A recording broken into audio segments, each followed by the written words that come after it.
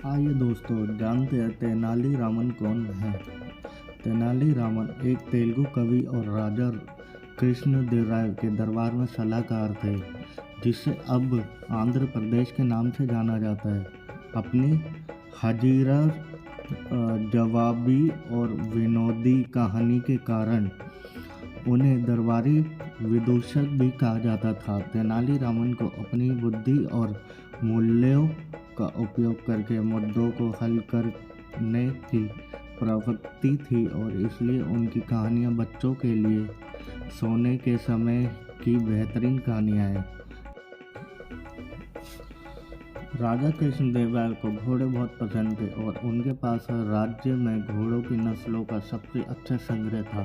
खैर, एक दिन एक व्यापारी राजा के पास आया और उसे बताया कि वह अपने साथ अरब में सबसे अच्छी नस्ल का एक घोड़ा लाया है। उसने राजा को घोड़े का निरीक्षण करने के लिए आमंत्रित किया। राजा कृष्णदेवराय को घोड़े बहुत पसंद था, तो व्यापारी ने कहा कि राजा इसे खरीद सकते हैं और उसके पास अरब में इस तरह के 2 और हैं जिन्हें लेने के लिए वह वापस जाएगा।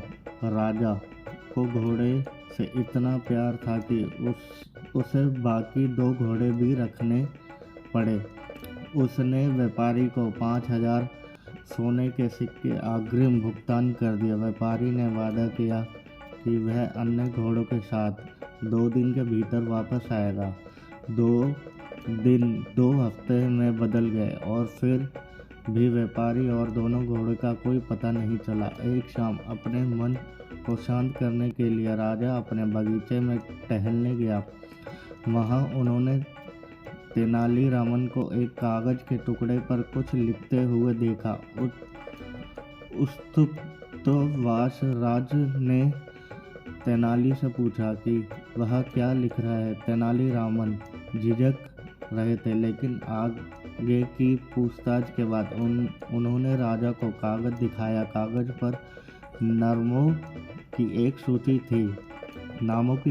थी। राजा का नाम सूची में सबसे ऊपर था। तेनाली ने कहा कि यह विजयनगर साम्राज्य के सबसे बड़े मूर्ख के नाम थे, जैसे कि अपेक्षित था। राजा क्रोधित हुए कि उसका नाम सबसे ऊपर था और उन्होंने तेनालीरामन से स्पष्टीकरण मांगा। तेनाली ने घोड़े की कहानी का उल्लेख करते हुए कहा कि राजा यह विश्वास करने वाला मूर्ख था कि व्यापारी एक अजनबी 5,000 सोने के सिक्के प्राप्त करने के बाद वापस आएगा।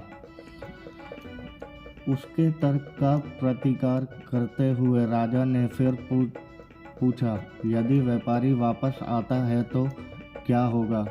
सच्चे तेनाली हास्य में उन्होंने उत्तर देते हुए कहा, उस स्थिति में व्यापारी एक बड़े मूर्ख होगा कि और उसका नाम सूची में राजा की जगह लेना होगा।